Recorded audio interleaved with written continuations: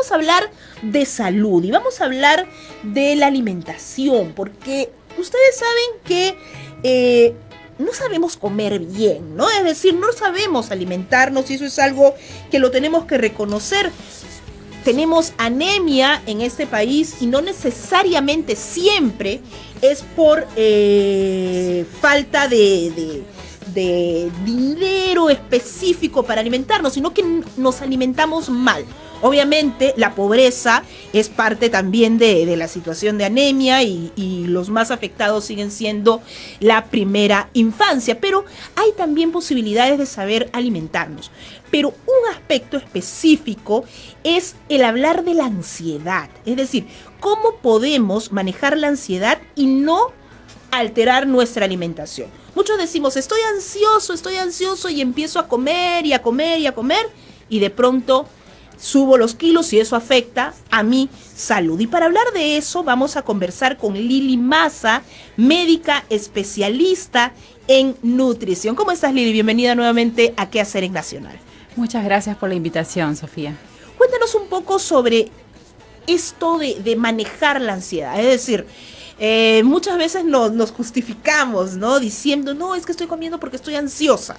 Es decir, ¿qué es lo que genera la ansiedad? ¿Y qué es lo que podemos hacer cuando tenemos estas ganas irremediables de comer?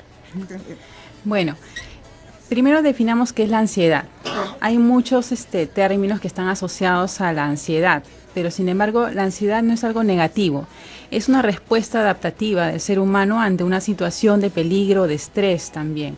Esta respuesta adaptativa puede generar pues diferentes síntomas psíquicos, por ejemplo, puede tener una irritabilidad, angustia, como mencionas, puede presentar también un cambio del ritmo del sueño, preocupaciones, pero también síntomas físicos como taquicardias, pulsaciones incrementadas, puede presentar sudoración, pero también ese cambio en la conducta alimentaria. Entonces, ese es el perfil generalmente de las personas que tienen mucha ansiedad.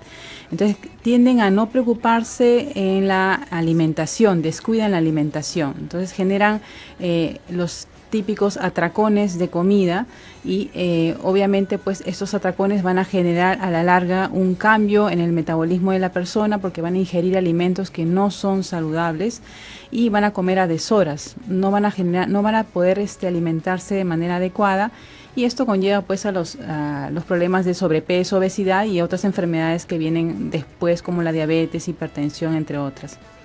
¿Cómo elegir la alimentación en estos momentos de ansiedad? ¿Qué es lo que tendría que considerar para abastecerme durante el día y a veces la noche comiendo? Principalmente debemos de asegurarnos en que nuestra alimentación sea rica en proteínas, pero baja en azúcares refinados. ¿Ya? En azúcares refinados me refiero a golosinas, gaseosas, pasteles, tortas, etc. El chocolate, que es lo que más se recurre cuando se está ansioso. Es lo más frecuente. Sí. Sin embargo, pues que nuestra alimentación sea balanceada, que consumamos alimentos, que podamos fraccionar la alimentación en 5 comidas al día. Entre otras recomendaciones que damos nosotros en el centro online es, por ejemplo, llevar un diario de alimentación. A las personas que llegan con un alto nivel de ansiedad, entonces les recomendamos escribir incluso qué es lo que consume y qué es lo que siente la persona, porque tenemos que enseñar a la persona a que no se culpabilice. Es generalmente las personas que empiezan a consumir de manera desproporcionada, que tienen este comportamiento desproporcionado, tienden a tener sentimientos de culpa posteriormente. Entonces, para que no se vuelvan a volver a sentir peor, generalmente les hacemos escribir lo que sienten para que ellos aprendan a reconocer y podamos modificar esa conducta. Muy bien, vamos a seguir conversando. Les decimos a nuestros oyentes que pueden llamar al 330-8487, al 330-8500, 619-0664. Tenemos nuestra línea gratuita para los amigos y amigas del interior del país, que es el 0800-00071, y nuestro WhatsApp es el 988-720137. Vamos a una pausa y volvemos con mucho más de este tema. Vamos a hablar de ansiedad, de alimentarnos bien, de estar bien. De eso se trata, de estar bien. Seguimos en Nacional Nace Cada Día. Pausa y volvemos. Piénsalo, piénsalo 1000 veces.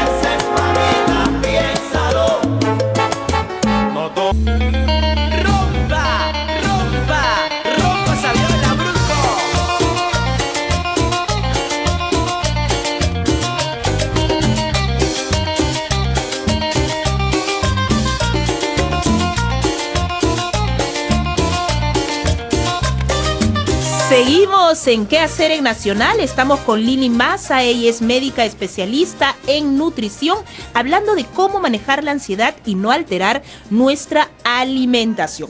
Hablemos de los carbohidratos. ¿Qué hacemos con los carbohidratos? ¿Qué podemos comer? ¿Qué no podemos comer? Bueno, respecto a los carbohidratos tenemos que diferenciar. Tenemos carbohidratos complejos y carbohidratos simples. Generalmente tenemos que consumir aquellos complejos que van a generar que nuestra glucosa en sangre pueda elevarse de forma lenta y continua y evitar los azúcares refinados, como mencioné anteriormente, que son los que van a disparar el nivel de glucosa en sangre y también van a accionar todos los mecanismos para que pueda segregarse insulina y esto se vuelve algo adictivo. Por ejemplo, algún carbohidrato. Por ejemplo, dentro de los carbohidratos complejos tenemos las menestras, tenemos los tubérculos, tenemos también algunos cereales integrales, ¿no? Podemos consumir avena, pero es muy importante tener una guía, una asesoría para saber las cantidades. Claro. Es muy importante eso. Además, por otro lado, pues respecto a los azúcares refinados, tenemos que evitar, pues como le mencioné, las golosinas, las gaseosas, que ahora pues lamentablemente están muy en boga. Ni la cero, ni la light, ni la y light. peor las regulares, ¿no? Peor las regulares. Entonces, no. Nada. Definitivamente hay que sacarlo de la dieta. Definitivamente hay que eliminar las gaseosas. Wow, qué duro. Y hablando de las proteínas, cuéntanos de las proteínas. ¿Qué proteínas podemos o qué son necesarias también? Generalmente cuando tenemos un cuadro de ansiedad podemos recurrir a proteínas, por ejemplo la carne del pavo, de pollo, que también se pueden emplear en planes de alimentación para poder bajar de peso porque tienen menos porcentaje de grasa. También la carne de pescado, que son ricos en omega 3, que también ayudan en las personas que tienen un nivel de ansiedad incrementado. Esas son las proteínas que podemos ir manejando. También el huevo. Tanto en la clara como en la yema tenemos una sustancia que nos va a proporcionar a mejorar la serotonina, que es el triptofano. Entonces podemos utilizar también ese tipo de proteínas de origen animal. ¿Qué tan importante es alimentos que nos puedan ayudar con la serotonina en los cuadros de ansiedad? Exactamente, podemos optar alimentos que van a ayudarnos a segregar pues mayor cantidad de serotonina. En este caso tenemos los cereales integrales, tenemos también algunas frutas y verduras como la espinaca, el plátano. Podemos usar las semillas de girasol, las semillas de calabaza, los frutos secos que también son ricos en magnesio. Algunos minerales como el zinc y el magnesio también nos ayudan a mejorar los niveles de serotonina. ¿Y qué es la serotonina? Esta sustancia nos va a ayudar a sentirnos mejor, a tener una mejor concentración, a sentir bienestar. Cuando nos falta serotonina es cuando tenemos los síntomas de tristeza, de angustia, de ansiedad. Bueno, muy interesante lo que estás señalando. Y también, por ejemplo, algo que acostumbran muchos comer en épocas de ansiedad es fruto seco. Fruto seco, pero también maní. ¿Qué tan bueno es eso? El maní tiene una grasa saludable. Es muy importante elegir el producto al momento de la compra. Pero no el maní con la galletita que está alrededor. Exacto. Esa no. No los confitados, no los bañados con harina y sal, no los que están llenos de los tostados con mucha grasa. Entonces hay que evitar los frutos que estén ya con un tipo de procesamiento. Y a nivel de líquidos que debemos ingerir. Nosotros recomendamos en Lyme consumir por lo menos 2 litros a 2 litros y medio de agua al día. Agua pura. Agua pura, o también podemos utilizar aguas saborizadas con frutas naturales. ¿no? Okay. Evitar, pues, si la persona no tolera el agua pura, puede utilizar agua con limón o picar un poco de fruta que le otorgue un poco de sabor y también nutrientes al agua. Y es importante mantenerse hidratado durante el día, porque de todas maneras hay un grado de saciedad con el agua que podemos ir controlando y de esta manera podemos evitar los picos de hambre y controlar justamente esos ataques de querer picar algo, comer algo a deshoras. A deshoras, y sobre todo en la noche, ¿no? ¿Es verdad que comer en la noche es lo que te hace engordar mucho más que en otros momentos del día, o eso es un mito? Efectivamente, consumir más alimentos, tener una mayor carga calórica en los alimentos que consumimos en la noche no es nada favorable para una persona que quiere mantener en su peso ideal o que quiere bajar de peso. Generalmente, pues, nosotros, como había un dicho antiguo, ¿no? Desayuno de rey, almuerzo de príncipe y cena de mendigo. Sí. Es muy importante tener esa alimentación muy, muy balanceada, pero respetar las 5 comidas, respetar sus horarios de alimentación. Eso es muy importante porque siempre hay, justamente para prevenir esos picos de hambre a media mañana y a media tarde, debemos de merendar algo. Puede ser una fruta, un snack saludable, una fruta, puede ser un lácteo descremado o algo que ya la nutricionista le pueda orientar. Y en caso de personas que puedan padecer de alguna enfermedad, es decir, diabetes, hipotiroidismo, hipertiroidismo, ¿cambia la dieta, las recomendaciones que has dado, o hay que tener alguna consideración adicional? Sí, efectivamente hay alimentos que se pueden recomendar a los pacientes que tienen diabetes, a los pacientes que tienen hipotiroidismo. Hay alimentos que tenemos que evitar en ciertas enfermedades. Por eso es muy importante.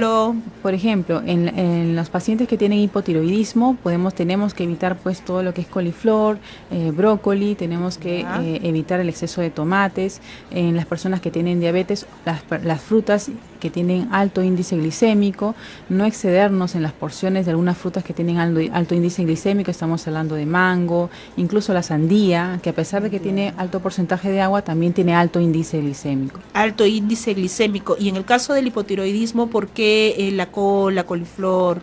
Porque justamente esta enfermedad tiene la característica de generar retención de líquidos, de enlentecer todo el proceso en el organismo del ser humano. Entonces tenemos que evitar alimentos que nos puedan generar esa retención de líquidos, que la digestión sea más lenta. Tenemos que evitar también el exceso de sal en todos nuestros alimentos. Muy bien. Entonces, el estar en una crisis de ansiedad no tiene que significar el subir de peso, necesariamente. Efectivamente. Si comemos bien. Efectivamente, tenemos que tener una forma de poder cambiar este comportamiento ante una crisis de ansiedad.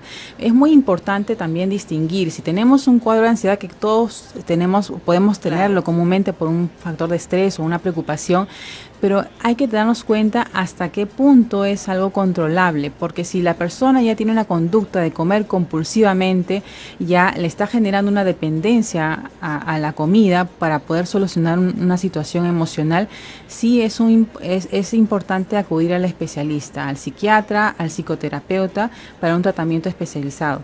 ¿Por qué?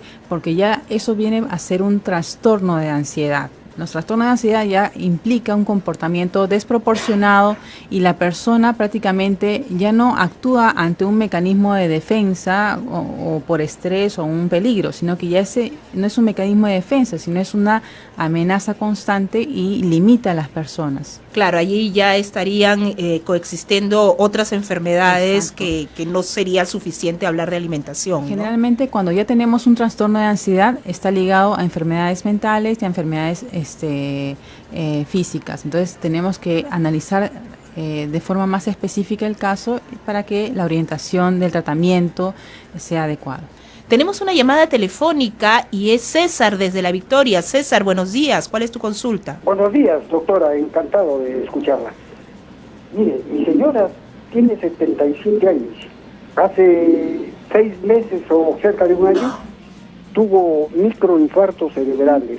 Entonces estuvo hospitalizada, pero ha quedado con la memoria inmediata que se olvida, ha perdido la memoria inmediata. Y la memoria pasada sí recuerda, pero a veces se sitúa en una edad de 20 años y para ella es una realidad. Ya en 2 momentos ya ha sucedido eso. Entonces, ¿qué debo hacer? Oriénteme y le voy a agradecer mucho. César, gracias. Vamos a tratar de hacerlo, pero en estos momentos estamos hablando de aspectos vinculados a la nutrición. entiendo que tendría que ir a un especialista porque allí ya hay algunos síntomas un poco complejos, ¿no? Si es una persona que ha tenido pues microinfartos cerebrales, tiene que ser evaluada por el especialista para ver qué tipo de secuelas tiene la persona y si está postrada, si puede movilizarse, y también qué otras enfermedades tiene de manera coadyuvante, ¿no? Sí, si bien es cierto no es el tema, por ejemplo, en una persona de la tercera edad, ¿estas recomendaciones cambian? Es decir, ¿la alimentación ya tiene otro tipo de componentes? Exacto, la alimentación varía de acuerdo a la etapa, a la edad. ¿Por qué? Porque estamos en edades tempranas, estamos en edades de crecimiento, tenemos que requerir algunos nutrientes ricos en calcio, pero en adultos mayores también requerimos algunos nutrientes porque ya estamos en la fase de pérdida. Tenemos pacientes con osteoporosis, tenemos pacientes que están perdiendo masa muscular, entonces sí requerimos otro tipo de alimentación definitivamente. Bueno, la verdad muy interesante lo que señalas, y muchas veces hablamos del peso por cuestiones estéticas, pero creo que es importante hacer el énfasis en que es bueno para nuestra salud física, nuestra salud mental, nuestra salud social, en fin. Eso creo que debe ser el mensaje cuando hablamos de nutrición, cuando hablamos de cuestiones vinculadas a todo lo que tú estás señalando, ¿no? Exacto. Nosotros en Line fomentamos ese cambio de estilo de vida en el paciente, ese cambio de hábito de alimentación, porque generalmente el paciente que recibimos es un paciente que viene con mucha carga emocional, con baja autoestima por el sobrepeso, con efectos rebotes también de otros tratamientos que hayan consumido. Entonces es un paciente que tiene varios problemas añadidos. Entonces nosotros tratamos y damos las recomendaciones respectivas a cada caso para el manejo de la ansiedad, para el manejo de los alimentos, y además no todos vienen pues específicamente para bajar de peso por la parte estética, sino también vienen pacientes diabéticos, hipotiroideos, vienen pacientes que necesitan bajar de peso por salud. Muy bien, tenemos otra llamada telefónica, Luis desde Cusco. Luis, ¿cómo estás? Bienvenido a ¿Qué hacer? Muy bien, gracias por la oportunidad. Yo tengo, por ejemplo, siguiendo el tema que está explicando la señora especialista, yo tengo el hábito de comer tarde, o sea, mi régimen, yo soy flaco por naturaleza, ahorita estoy flaco. Yo generalmente mi almuerzo como a partir de las 3 de la tarde, 4. Y en la noche, si es que hay una cena, también a las 10 o 11 de la noche. ¿Por qué? Porque yo soy noctámbulo, duermo a las 1, 2, 3 de la madrugada. Así que eso en alguna forma afecta a mi salud, porque ya es como un hábito que yo tengo, y casi la familia también tiene eso, mi esposa, mis hijos, 2 hijos, un poco, ¿no? ¿Puede afectar a algo eso a la señora especialista? Me permite preguntarle, así que eso por ahora. Yo tengo tantas preguntas, entro al internet, veo respuestas y todo ello, ¿no? Entonces, quisiera darle una sugerencia también, señorita y señora. Las respuestas que está dando la especialista son buenas, pero un poco como cataratas no podemos anotarlo, porque con más tranquilidad creo que encontramos en internet. Entonces yo le recomendaría nada más que esas respuestas, recomendaciones, orientaciones las hagan un poco más calmado para que el público corriente que somos podamos entender. ¿Ya, señorita? Ok, gracias por la Ok, muchas gracias por tu comentario. Sabemos que el tiempo en radio siempre es complejo, entonces tenemos que ser un poco rápidos y puntuales, pero vamos a tomar en cuenta lo que señalas. ¿Qué comentario le podemos hacer? Respecto al señor que tiene un hábito ya formado, él menciona que almuerza a las 3, 4 de la tarde y que cena entre 10 y 11 de la noche, que eso ya lo tiene pues implementado de hace años, y que tiene un horario de descanso entre la 1 a 3 de la mañana a partir de esa hora. Entonces es muy importante que sepan que cada ser humano es diferente. Si una persona tiene un hábito de alimentación, un hábito de estilo de vida, siempre y cuando le haya generado algún tipo de malestar o de molestia, o que tenga una enfermedad que esté corrigiendo, que esté tratando, entonces es muy importante enfocar ahí recién la alimentación y la corrección del hábito necesario, ¿no? El hábito alimentario. Y es muy importante, bueno, nosotros recomendamos justamente que esos horarios no sean tan alejados entre comida y comida, que por lo menos entre las 5 comidas hay un espacio entre cada una de ellas de 3 horas, porque es el promedio en que la glucosa vuelve a bajar en sangre y se vuelve a presentar un pico de hambre. Entonces, si esta persona ya tiene el hábito de consumir pues la cena entre 10 y 11 de la noche, tenemos que preguntarle si esto no le ha ocasionado pues reflujo, una sensación de disconfort gástrico. O sea, si es que ya está generándole síntomas o molestias, sí tenemos que hacer un debido cambio. Bueno, la verdad, muchas gracias Lili Maza por habernos dado tantas luces en torno de cómo manejar la ansiedad y no alterar nuestra alimentación. Ella es especialista en nutrición y ha estado con nosotros aquí en Nacional. Muchas gracias. Muchas gracias por la invitación, Sofía. Muchas gracias.